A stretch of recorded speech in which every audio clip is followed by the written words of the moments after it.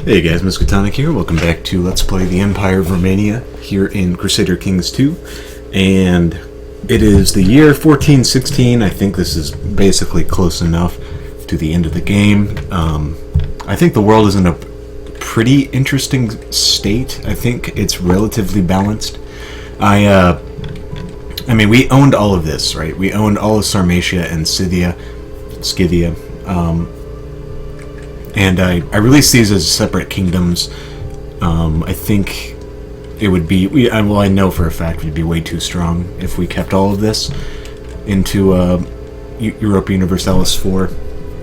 So, releasing them as some separate nations, I think, is the right way to go. Scythia, the explanation for this is... we pushed so far east into like unsettled nomadic territories that the Romanians who settled here became kind of adopted that lifestyle, nomadic shepherding, yurts, all that. So basically, what I did was just give the Kingdom of Mongolia over here all of this land, and it is Queen Ekaterina of Scythia. That's who the ruler is. She's a Basarab. And over here, Sarmatia, this was like the initial wave of colonization. We took over most of this like steppe land type terrain, Crimea up into the Rus. And these people feel culturally different. They also took on some of the aspects of the Horse Lords, but they feel a kinship towards the Rus people as well. So they feel separate from Romania proper. So Kingdom of Sarmatia is another nation over here. So no emperors, but two very powerful kingdoms, and I think that'll balance... I think this will be balanced, I hope. I think. More balanced than me owning all of this directly, anyway. And these aren't going to be like personal unions or anything. They'll be independent nations. So that's good. And then, let's see. Let's take a look at the religion map really quick. As you can see, Orthodox is extremely dominant. There's some Miaphysite down here. Still some more Hindu. Yeah, but Orthodox completely took over the world, except for Spain and West Africa and India, basically, and East Africa, I guess. Although Sunni, well, I guess it's Zikri now. We'll get to this in a second. That was very interesting to come back to. Zikri is a Sunni heresy, I believe. Sunni heresy in game. Zikris are the followers of the Imam Akar Zaman Hazrat Syed Muhammad Janpuri. Alright, so it doesn't really tell us anything about it, but it looks like it's basically Sunni, except with a different name.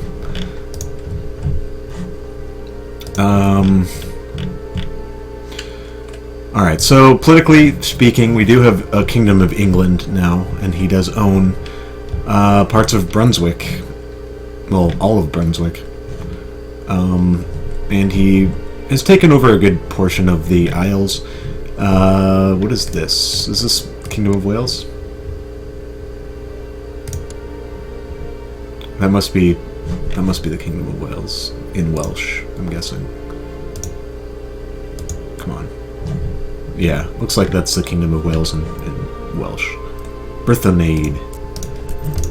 Brythonade? I don't know. So all three kingdoms have actually formed. Scotland is by far the strongest of them. Scotland, for some reason, owns Brandenburg, Berlin, owned by Scottish lords, and they own Stettin, part of the Baltic, and this other stuff as well. And Scotland also owns Gotland, yes, Gotland, and this part of Sweden, What else did they own? Looks like that's it. What is this? This is France. France is a one-province minor. They own Geneva in Switzerland, and that's it. Here's the King of France. Oh, feels good. Feels good, man. Although we do have, instead of that, we have a French Germany, which might even be scarier or just more blasphemous than France itself. Middle Francia also exists, also French. Italy is a Basarab family member. He's Italian, and he owns Paris and parts of, well, yeah, he owns quite a large amount of France in general, including Paris, the capital, and he's kind of snaked his way into Spain as well. Then he's also taken stuff in Africa, because why not? Byzantines have collapsed a bit. We have the Kingdom of Jerusalem. Despot Tiberios. For a while he was a Basarab, but I'm not sure. I don't know how he lost it, but let me find out actually. Not realm tree. Tiberios. Here we go. There was 2 Basarabs on the throne. Oh, it looks like they switched to elective succession, which is probably got elected out. But they were Greek Basarabs, so we have a Greek branch of our dynasty as well. We have an Italian branch and a Greek branch, and for a while we also had a German branch here in Bavaria. Let me see if I can find that out too. Yeah, you can see here, we were king of Bavaria for, rulers of Bavaria for, almost 70 years, and then it switched at some point. Looks like it was elected. They switched to elected succession.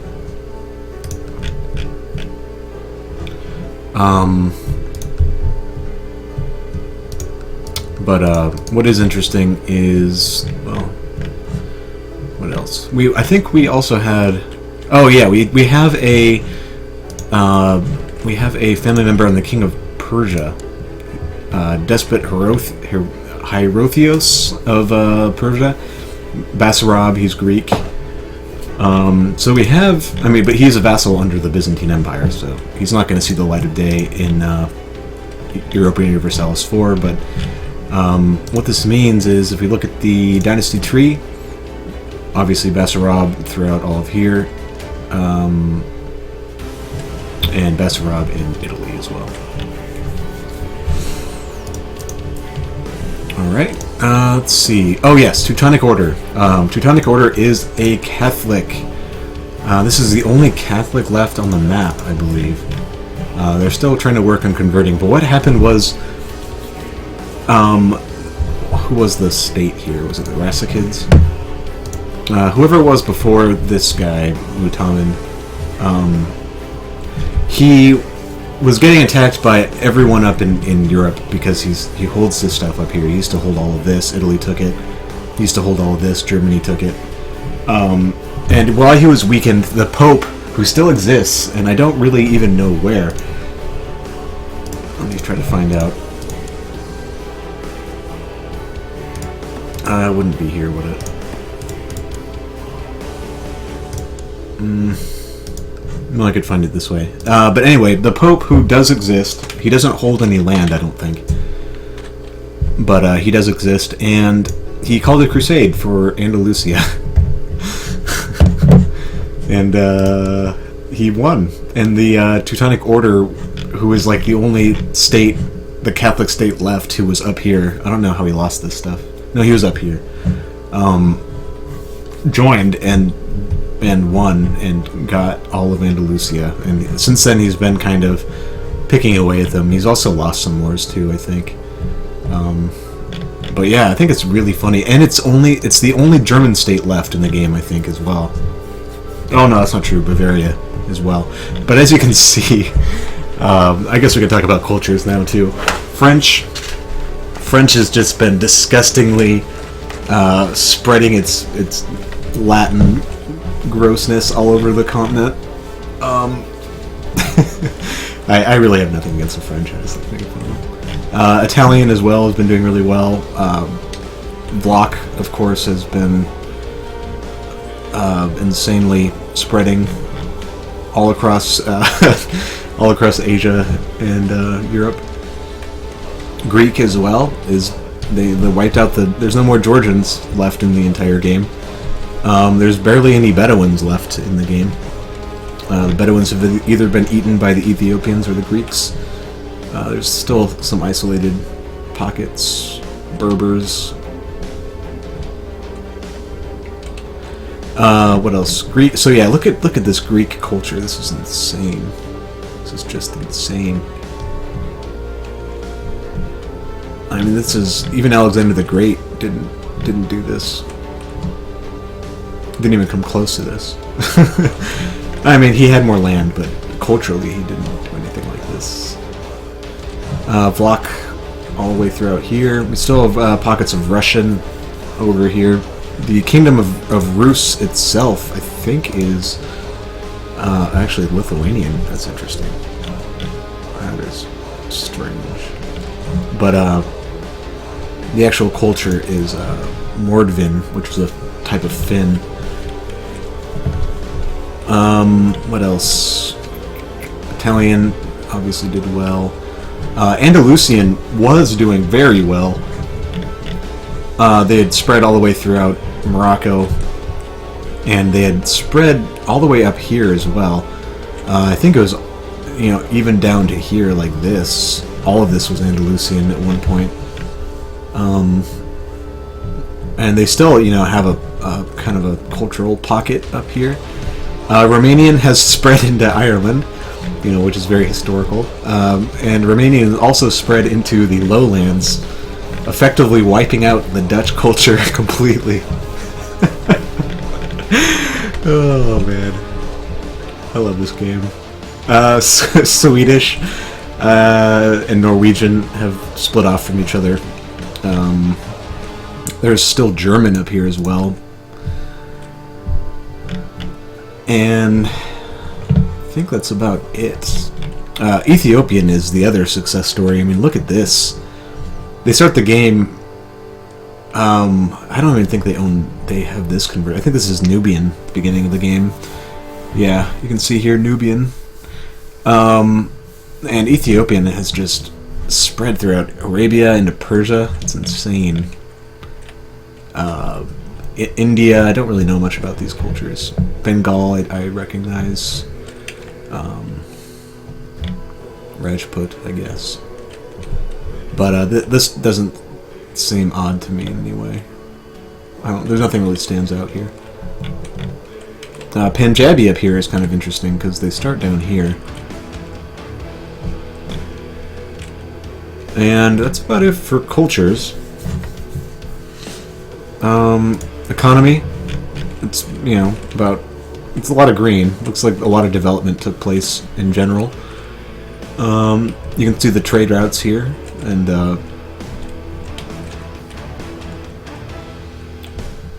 yeah, Byzantium kind of got the good end of that stick, it would appear. We had one over here. Now it's owned by Scythia and Sarmatia. Let's see. Cultures we already looked at. Diplomatic relations, economy. De jure kingdoms, I don't think there's any drift that was notable. Serbia somehow de jured itself into Transylvania and Moravia. I'm not sure how that happened. That was probably when I was sleeping. Teutonic Order has de jured Spain, because, sure. Scotland taken over the northern part of England, which is normally theirs. It's also taken this and this. Other than that, Ruthenia has taken over a lot of Lithuania, de jure. Ruthenia is our very large vassal. You can see here. It was even larger. I gave some of its land to Sarmatia.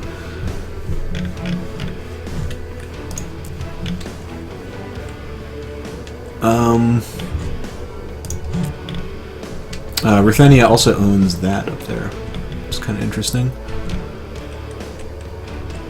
Otherwise, we have, yes, the Ecumenical Patriarch himself. De jure owns the Duchy of Jazira and Tabriz. Abyssinia has de jured a lot of Arabia and Persia. Nubia as well. Got this part. Egypt took over that. Africa, or Italy actually de jured that. Sicily lost some to Italy. And it looks like that's about it. Frisia, at one point, was reduced all the way down to Flanders, and now has taken back everything except for the Duchy of Holland. So we kind of restored its borders to its original shape. De jure empires, you can see Romania, Carpathia starts out as only Hungary and Wallachia here, but we have held this stuff long enough to where Croatia, Serbia, Bulgaria, Poland, half of Bohemia, the Crimean Taurica Kingdom, Alania, Volga, Bulgaria, Perm, these are all de jure Romania, Mongolia. This stuff was close to incorporating. You can see a lot of it. Ruthenia was very close, 25 years away. What is that? Why are you... Okay, there's no empire, apparently, for Teutons. Interesting. So it kind of just took it out of Hispania. France kind of got eaten up. We have... Romania's de jure in... it's part of the lowlands as well. It's kind of funny. Britannia. And,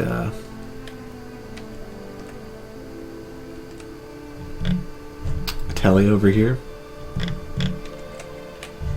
Abyssinia. No one ever formed the Empire of Abyssinia. I'm not sure exactly what they need to do it. But whatever requirements were needed never were met, so there was no empire. Would have been kind of interesting, but I suppose I kind of like the balance of power that ended up down here. With the Nubians and the Abyssinians kind of, you know, at each other's throat, it would seem, probably in EU4 that would be the case.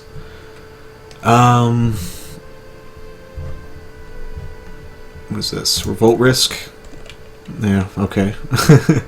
Dynasties we've looked at. Basarab, obviously the clear winner. We have 613,000 score, which is over 6 times the #1 score, which I think was the Capets in...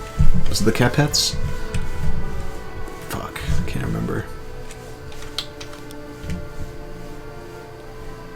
I will show you that screen if as soon as this video is over. Opinions, I don't really care. Direct vassals, you can see it's a disgusting mess. Ruthenia is our very, very large king vassal, and I think this will translate into EU4 as a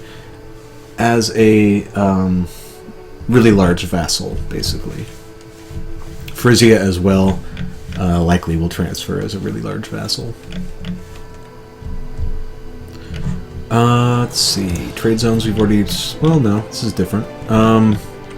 Tuscany. You are a merchant republic. Yes. So they have a new duke, or a new merchant republic in Tuscany. Genoa obviously starts the game as a merchant republic. Venice as well. Although it looks like Venice...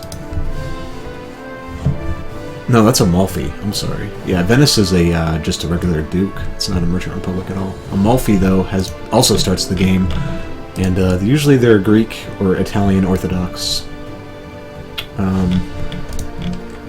You know, I don't really know. Just looking at the map, looks like Genoa did better than the other two.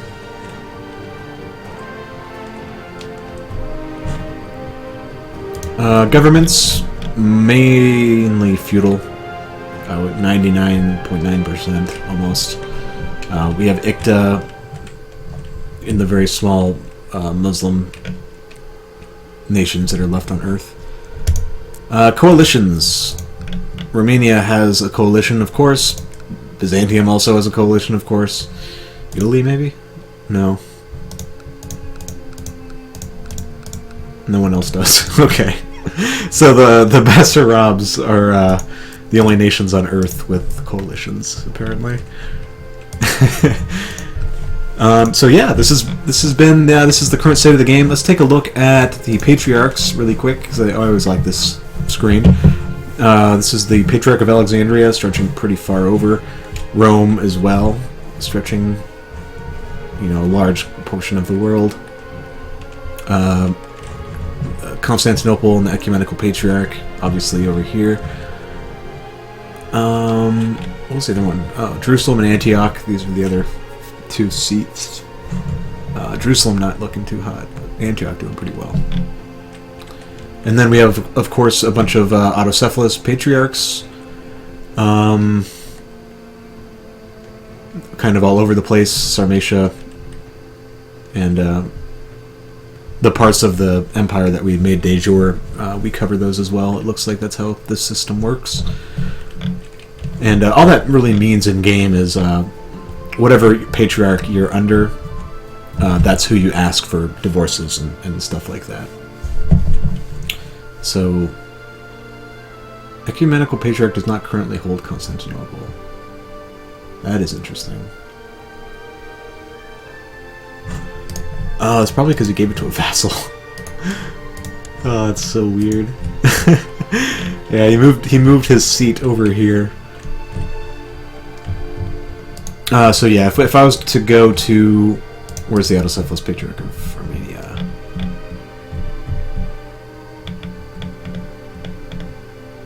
Not Wallachia, this guy. Yeah, so if I was to go to my Patriarch...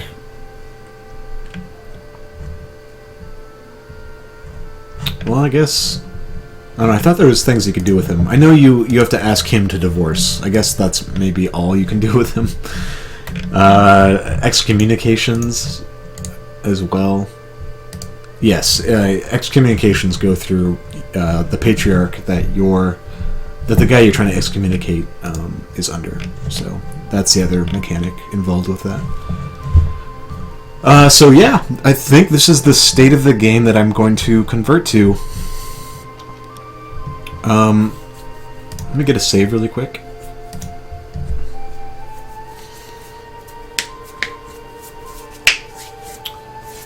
And I will exit the game to show you the... I think that's how you do it. Maybe resign. There's a way to pull up the score screen. If not, then I'll just be ending the video. These saves take a long time near the end of the game, just with all the characters in it. Okay, let's resign. Here we go. Basarab. Score 6,389. Sorry, 638,930 points. You beat House Capet, descended from Robert the Strong.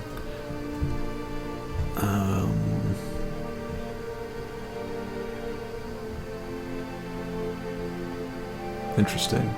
Yeah, so the greatest dynasty, historical dynasty, was the Capets, followed by the von Habsburgs, and our score eclipses them by an amount of 6 times.